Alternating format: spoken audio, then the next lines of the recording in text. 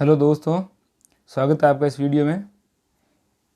इस वीडियो में हम पढ़ेंगे प्रश्नावली 1.3, जिसमें हम सबसे पहले पढ़ेंगे प्रश्न नंबर 1। ये क्या बोल रहा है?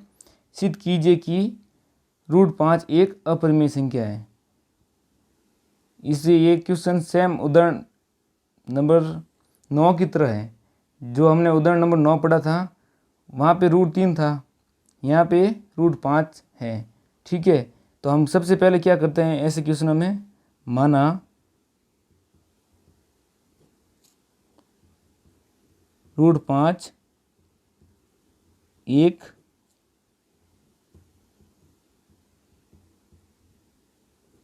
परिमेय संख्या है।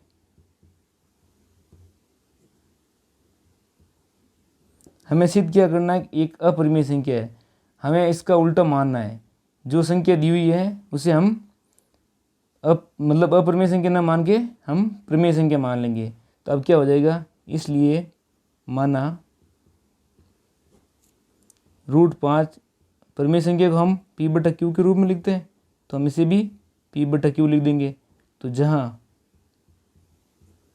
Q 0 नहीं होना चाहिए हमारा, और P तथा Q पूर्णांक है,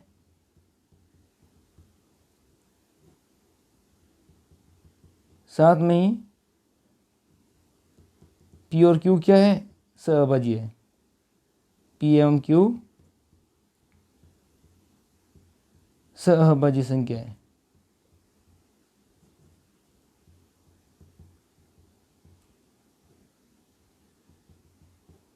ठीक है, अब देखो, अब हमें क्या करना है, इनको वज्र गुणा कर दो।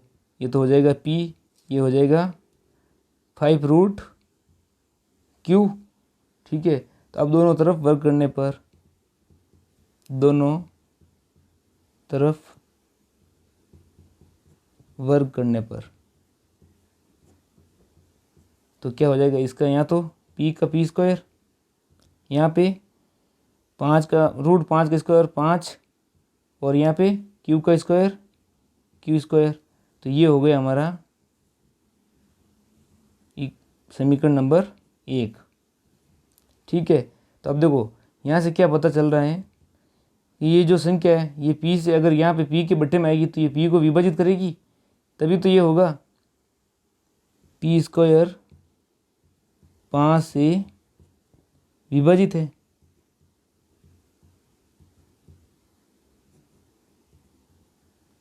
अगर ये P² 5 से विभाजित है, इसलिए P भी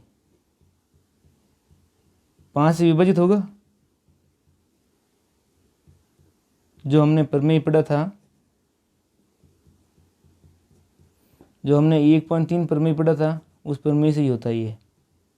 उसमें क्या कहा था कि जिस संख्या का स्क्वायर किसी अभाज्य संख्या से विभाजित हो, वो सिंपल संख्या भी उस अभाज्य संख्या से विभाजित होगी। जैसे कि अगर 15 का स्क्वायर 5 से विभाजित है, तो ये जो संख्या 15 है ये भी 5 से विभाजित होगी। ये इसी की तरह ये स्टेटमेंट है। ठीक है, तो अब क्या होगा? अब हम मान लेंगे जो ये वाली संख्या है, इसको हम मान लेंगे। देखो, माना P बराबर 3K, इसको हम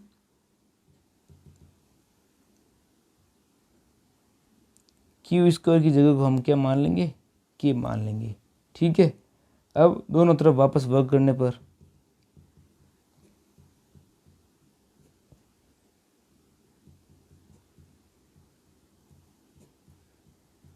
दोनों तरफ वर्ग कर दो, तो क्या हो जाएगा? P² बराबर 5 है, 5K। तो अभी क्या हो जाएगा? 5K का स्क्वायर, तो ये हो जाएगा P² बराबर 25K²। अब देखो, इससे आगे यहाँ पे जो P का मान है वो समीकरण 1 से रख दें, तो क्या हो जाएगा? P² का मान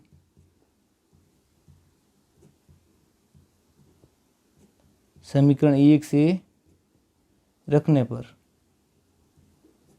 समीकरण 1 से हमने क्या रखना है, p का मान रखना है। तो क्या हो जाएगा, यहाँ पे हो जाएगा 5q² बराबर 25k²।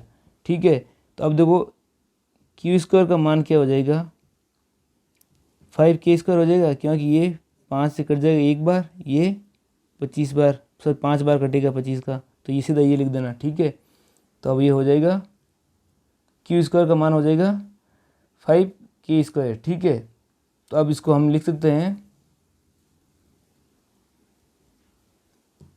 क्योंकि q²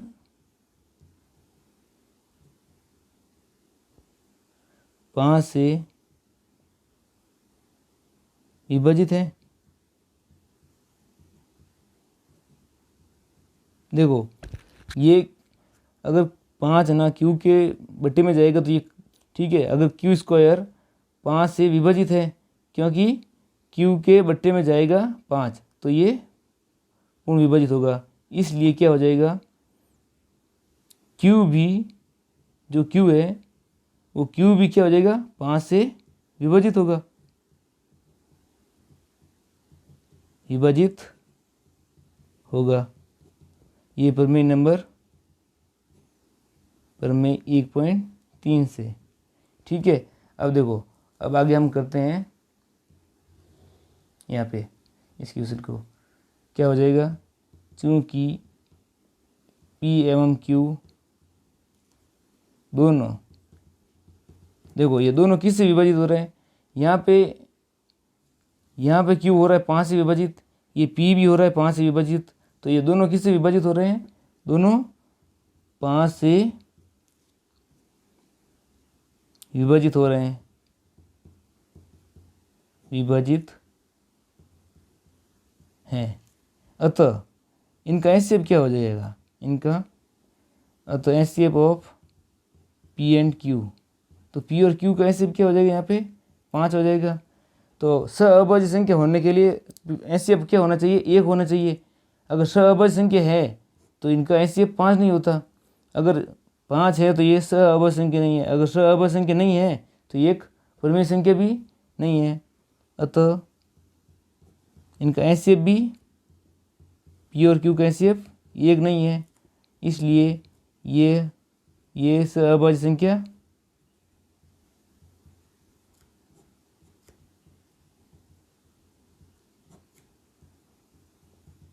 सहअभाज्य संख्या नहीं होगी, तो ये परिमेय संख्या भी नहीं होगी। अतः हमारी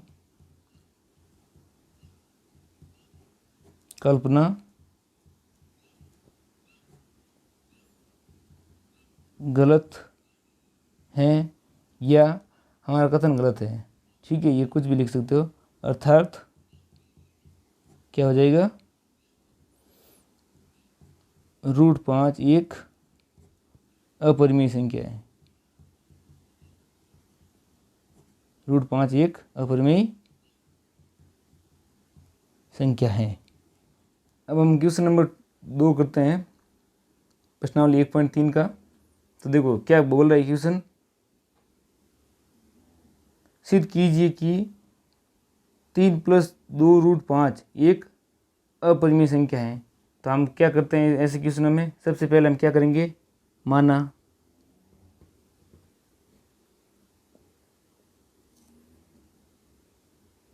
तीन + 2√5 एक परिमेय संख्या है, इसको हम परिमेय संख्या मान लेते हैं।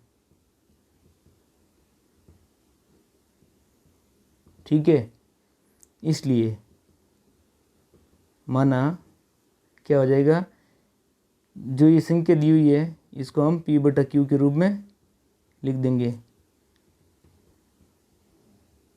और जहाँ q क्या है, 0 के बराबर नहीं होना चाहिए, p एवं q सहअभाज्य संख्या है।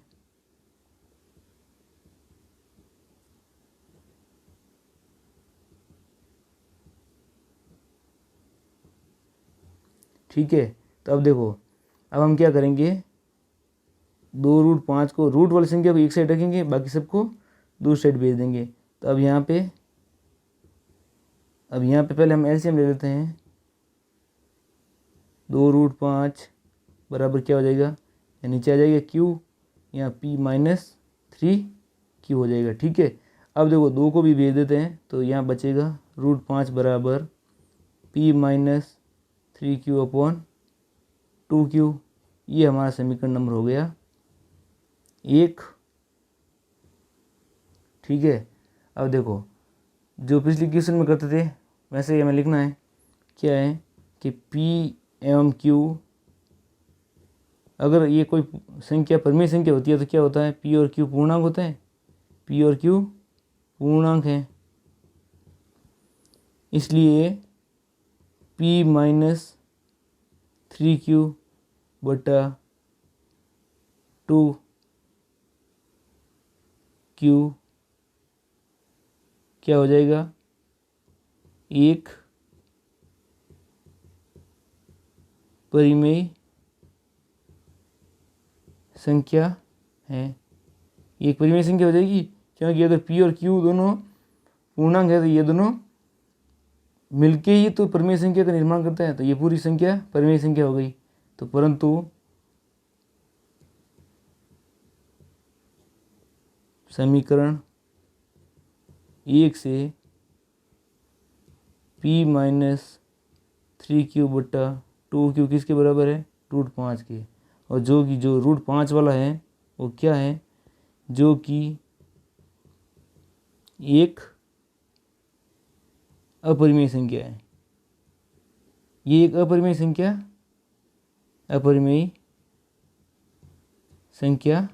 है। देखो ये अपरिमेय संख्या है और हम कह रहे हैं ये परिमेय संख्या है, तो अपरिमेय संख्या और परिमेय संख्या तो बराबर हो नहीं सकती, तो इसलिए ये पूरी संख्या ही अपरिमेय संख्या है। इसलिए हम क्या कहेंगे, इसलिए p-3q/2q क्या है, एक अपरिमेय संख्या है, अपरिमेय संख्या है। क्योंकि अगर ये पूरी संख्या परिमेय होती तो ये वाली भी परिमेय होती, लेकिन ये तो अपरिमेय संख्या होती है, हमें पता है, तो ये भी एक अपरिमेय संख्या होगी।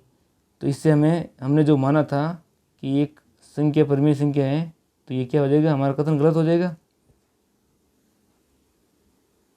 यह हमारे पूर्व कथन का विरोधाभास है।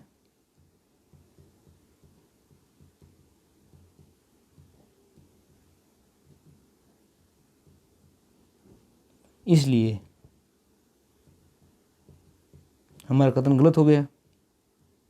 जो हमने परिमेय संख्या माना था कि ये परिमेय संख्या है, वह तो गलत है। जो हमने वो कथन माना वो गलत हो जाएगा। तो अब वो क्या हो जाएगा, जो हमने तो परिमेय संख्या माना ये तो अपरिमेय संख्या है, इसलिए अब क्या हो जाएगा, 3 + 2√5 एक अपरिमेय संख्या है, अपरिमेय संख्या है। अब हम इसको देखो, सबसे पहले हमने ये परिमेय संख्या माना था इसको। अगर ये परिमेय संख्या नहीं है, हमने ये निकाला कि यहाँ तक तो परिमेय संख्या थी हमारे, निकाले तो। अब लेकिन ये हमें ये पता है कि √5 अपरिमेय संख्या है, तो देखो समीकरण 1 हमें अपरिमेय संख्या और परिमेय संख्या कभी बराबर नहीं होती है, तो हमारी जो अवधारणा थी वो हमने जो माना था वो गलत था। इसलिए ये जो संख्या हमें दी हुई है वो एक अपरिमेय संख्या है। समझ में आ गया ये क्वेश्चन? तो कमेंट कीजिए, कोई डाउट हो तो भी कमेंट कीजिए।